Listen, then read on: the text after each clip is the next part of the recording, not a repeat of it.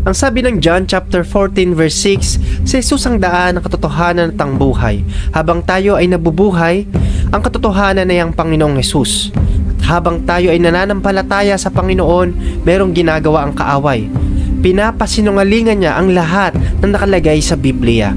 At ito yung 4 na bagay na ayaw iparating sa iyo ni Satanas. Sa realidad ng buhay, si Satanas po ay naririyan. Hindi siya nagpapakita na siya ay nakakatakot, na may sungay at may buntot.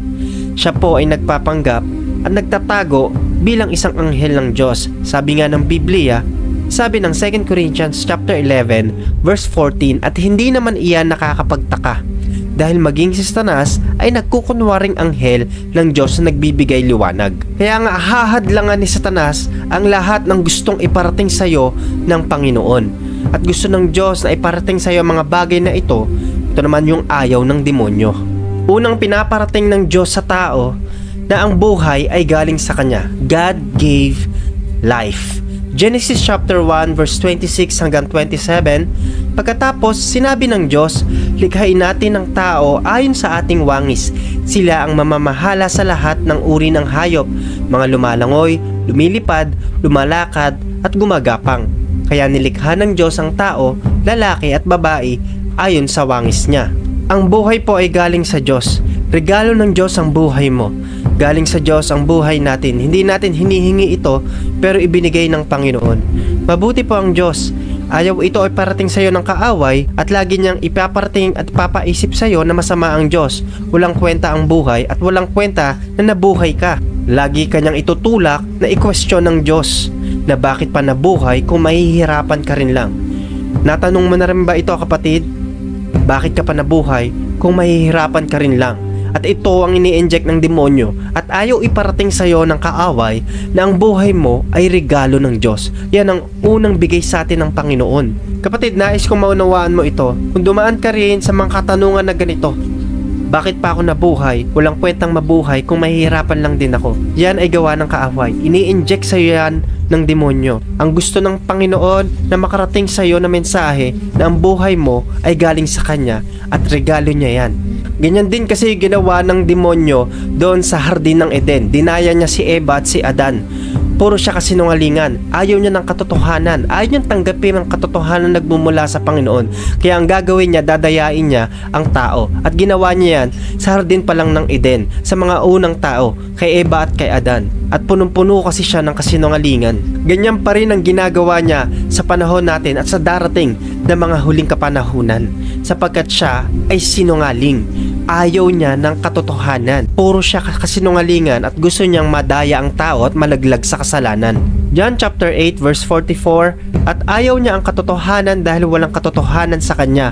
Likas sa kanya ang pagsisinungaling dahil sinungaling siya, at siya ang pinagmulan ng lahat ng kasinungalingan. Ang totoo nito, kapatid, regalo ng Diyos ang ating hininga. Ang hininga na ito ay galing sa Panginoon, the breath of life. May layunin ng Panginoon kung bakit niya binigyan ng hininga si Adan. Sapagkat si Adan ay alabok pa lang at walang buhay. Ngunit nung hiningahan siya ng Panginoon, ni Yahweh, nagkaroon ng buhay ang alabok at naging taong merong espiritu at kaluluwa. Sapagkat ang buhay natin ay regalo ng Diyos, the breath of life. Genesis chapter 2 verse 7, nilikha ng Panginoong Diyos ang tao mula sa lupa. Hiningan niya sa ilong ang tao ng hiningang nagbibigay buhay. Kaya ang tao ay naging buhay na nilalang. Napakamakapangyarihan ng Diyos. Kanyang hininga ay nagbigay buhay sa tao. Alam niyo po ba na binigay sa atin ng ating buhay upang masunod ang layunin ng Diyos, magkaroon ng purpose ang buhay. Alam ko, samot-sari ang problema ng tao, samot-sari ang pinagdadaanan, at nagiging daan yan para hindi tayo maniwala na ang buhay ay galing sa Diyos, sapagkat marami po ang pinapasinungalingan ng kaaway para ipawalang katotohanan ng sinasabi ng salita ng Diyos na ang buhay natin ay regalo ng Diyos. Kailangan ingatan, kailangan mahalin. At marami po ang nagpapakamatay, marami po ang sumisira ng katawan sapagkat hindi niya alam na ang buhay niya ay regalo ng Diyos at ang regalo kailangan inaayos, iniingatan, minamahal. Ganon din ang gusto ng Panginoon na iparating sa atin na ang buhay natin ay hindi galing sa atin, hindi natin pagmamayari. Ito ay galing sa Diyos at babalik ito sa Panginoon. Yung alabok ay galing sa alabok, mapupunta rin sa alabok pag namatay. At ang ating buhay, kaluluwang maespiritu, ay haharap sa hukuman ng Panginoon. Marami po ang nawawalan ng pag-asa sa buhay sapagkat nahihirapan, nakamulatan ang mahirap na buhay, nakamulatan ang mahirap na pamilya na magulang at ayaw na nila ng buhay nila. Kaya marami ang galit sa Diyos. Pinaparating ng kaaway na sige magalit ka, hindi mo deserve yung buhay na yan, kaya gawin mo kung ano yung gusto mo. Yan po yung pinaparating ng demonyo at hinaharangan niya yung layunin ng Diyos sa tao na iparating na ang buhay ay galing sa Panginoon at regalo to ng Diyos na kailangang ingatan. Kaya marami ang hindi kontento sa buhay sapagkat hinahadlangan ng kaaway na ang buhay ay regalo ng Diyos. Kaya marami ang nasasayang na panahon, marami ang buhay na nawawalan ng kabuluhan sa pag-aakala na ang buhay natin ay hindi galing sa Diyos. Yan yung ini-inject ng kaaway. Kaya nawawalan ng purpose ang tao sa kanilang mga buhay. Tingnan mo na lang to kapatid, marami ang mga nasa lansangan na walang pamilya, iniwan, naulila, pinabayaan, minaltrato. Marami ang nasa ospital na gusto pang madugtungan ng buhay. Marami ang may mga sakit na gustong gumaling, gustong ma-enjoy ang buhay sapagkat ang buhay ay galing sa Diyos. Kaya yung buhay mo kapatid, yan ay regalo ng Diyos. Mahalin mo at pahalagaan mo. Huwag mong sirain. Yan ay templo ng Diyos. Sabi ng 1 Corinthians chapter 3 verse 16, hindi nyo ba alam na kayo'y templo ng Diyos at ang Espiritu ng Diyos ay naninirahan sa inyo? Ang sino mang wawasak sa templo ng Diyos ay paparusahan niya dahil banal ang templo ng Diyos at ang templong iyon ay walang iba kundi kayo. Yan yung una na ayaw iparating sa iyo ng kaaway, na yung buhay mo ay regalo ng Diyos, the breath of life. Pangalawa, God gave the purpose of life. Genesis chapter 1 verse 28. Binasbasan niya sila at sinabi, magpakarami kayo para mangalat ang mga lahi nyo at mamahala sa buong mundo at pamahalaan nyo ang lahat ng hayop. Ngayong alam na natin na ang buhay ay regalo ng Diyos, nilalang niya ang tao na merong layunin po, merong purpose sa buhay, merong gagawin, na buhay tayo na merong dahilan at merong dapat gampanan. Meron tayong duty, may gagawin at tiyak na ikabubuti natin ito, lalo na kung ang pinapagawa ay galing sa Diyos at utos ng Diyos. Wala siya na ibinawal na hindi natin ikakabuti. Lahat ng pinagbabawal at hindi pinapagawa ng Diyos sa atin ay proteksyon para sa atin, at lahat ng pinapagawa ng ating Diyos ay tiyak na ikakabuti po natin. Kung aalalahanin natin si Adan, after ibigay ang regalo ng Diyos, the breath of life, ibinigay ng Panginoon ang duty, yung purpose, yung pamamahala niya doon sa Eden, doon sa mga hayop. Binigyan siya ng trabaho, binigyan siya ng duty. Ipinamahala sa kanya yung mga bagay na dapat niyang gawin sapagkat yun yung purpose ng tao. Nilikha at nilalang ng Diyos ang tao ayon sa kanyang wangis na merong layunin. Ganoon din sa atin kapatid, may layunin ng Diyos sa buhay natin. May pinapatrabaho sa atin ng Panginoon. Meron siyang pinapagawa sa atin at napakahalaga po habang tayo'y nabubuhay malaman natin yung purpose po natin. God created man with a purpose. Merong gagampanan, meron tayong gagawin. At alam nyo po, ikaw man ay magulang, estudyante, anak, or nasa stage na po na tayo ay matanda na, may layunin pa rin ng Diyos sa buhay natin habang tayo ay may hininga, habang tayo ay bumabangon araw-araw hanggang sa oras na ito, sa bawat tao na meron pong buhay. Magandang malaman ito dahil habang tayo ay nabubuhay, nais ng Panginoon na magampanan natin yung purpose ng buhay natin, yung pinapagawa ng Diyos sa atin. Kasi mahihirapan po tayo habang tayo ay nabubuhay na hindi tayo lumalakad dun sa purpose na ibinibigay sa atin ng Panginoon. Mahihirapan tayo na habang nabubuhay ay walang layunin. Ang totoo nito kapatid, mahirap mabuhay na walang purpose. We cannot live without purpose. May purpose ang buhay. Mahirap man pinagdadaanan mo, may magandang layunin ng Diyos. Dapat nating maunawaan na ang layunin ng Diyos ay napakaganda at para sa ikabubuti natin. Wala siyang ginawa na walang purpose.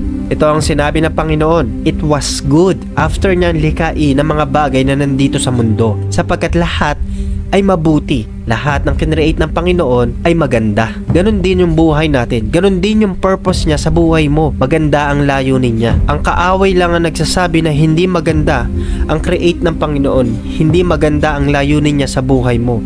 Kailangan nating gawin ay lakaran ng purpose ng Diyos, lakaran ng purpose ng buhay natin. Yung pinapagawa ng Diyos sa atin ay gawin natin. Huwag nating gawin yung hindi pinapagawa ng Diyos at malayo sa kalooban ng Diyos, sapagkat dito mahihirapan ng tao. Magiging totoo ako sa iyo, kapatid. Marami ang nahihirapan ngayon sa buhay kahit may mga work, kahit may mga tinatrabaho sila. Pero alam mo kung bakit nahihirapan ng mga tao? Dahil labag yon sa kalooban ng Diyos. Dahil hindi nila ginagawa yung pinapagawa ng Panginoon. Kasi ang demonyo, hinahadlangan yon na kailangan meron tayong gawin, yung masunod yung kalooban ng Panginoon.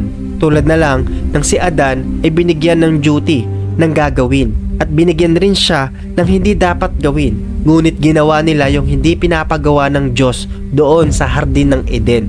Kaya doon nagkaroon ng mga paghihirap, mga consequences. Ganun pa man, mabuti pa rin ang kalooban ng Diyos sa atin.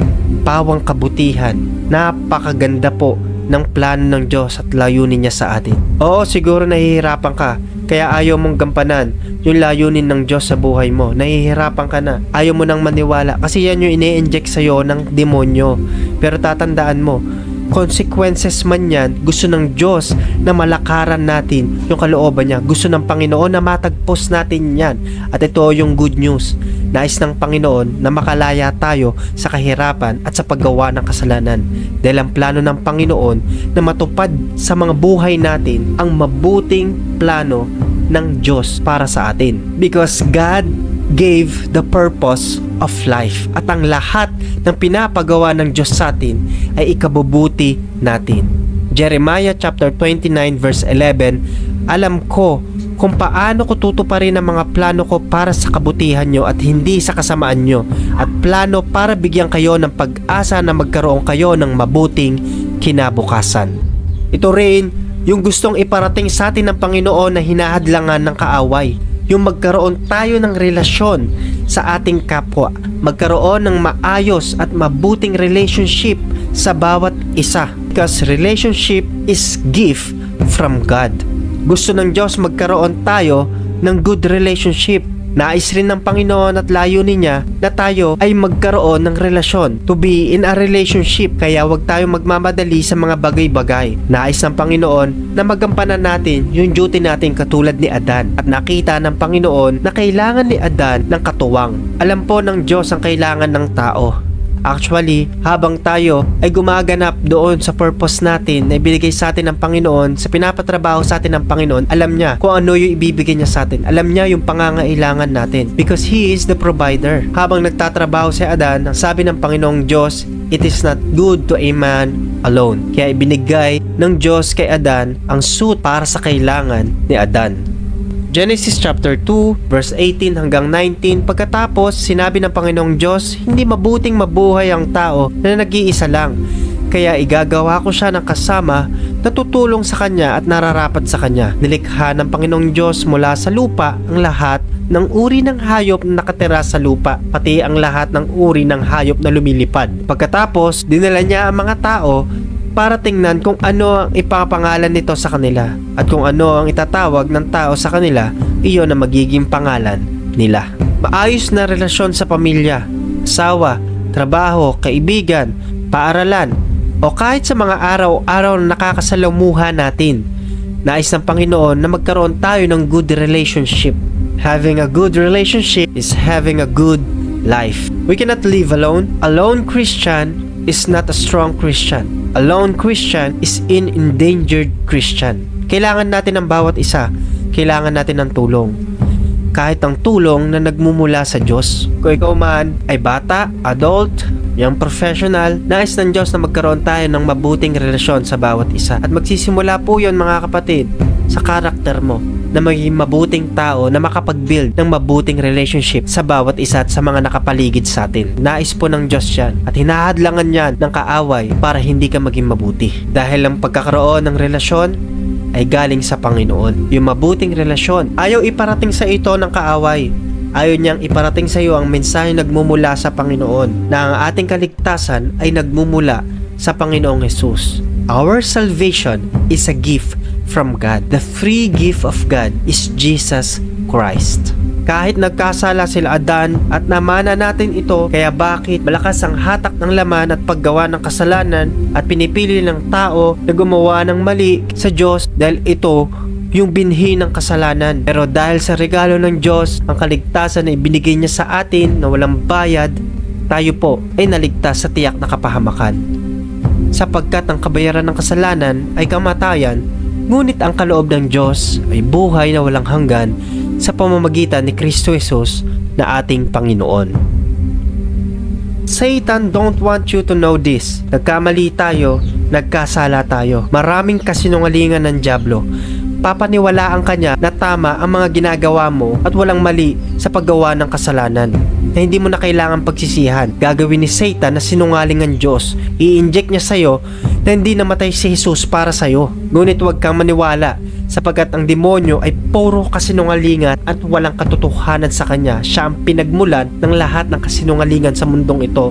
Ang gusto ni Satan ay wasakin ang layunin ng Diyos sa buhay mo. Ngunit ang Diyos namatay para sa'yo, para iligtas tayo, para magkaroon tayo ng buhay na kasiyasiya at ganap at kapaki-pakinabang habang tayo ay nag-i-exist sa mundong ito. John chapter 10 verse 10, dumarating ang magnanakaw para lang magnakaw, pumatay at magwasak.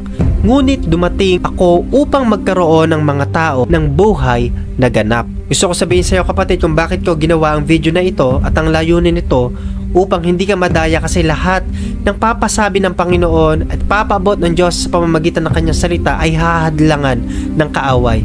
Lilinlangin ka niya, ilalayo ka niya sa Diyos. Ito rin kasi yung gagawin ng Antikristo sa mga huling kapanahunan ng mundo. 2 Thessalonians chapter 2 verse 3 hanggang 4, huwag kayong magpadaya sa kanila sa anumang paraan, sapagkat hindi darating ang araw ng pagbabalik ng Panginoon hanggat hindi pa nagsisimula ang huling paghimagsik ng mga tao sa Diyos at hindi pa dumarating ang masamang tao na itinalaga sa walang hanggang kaparusahan.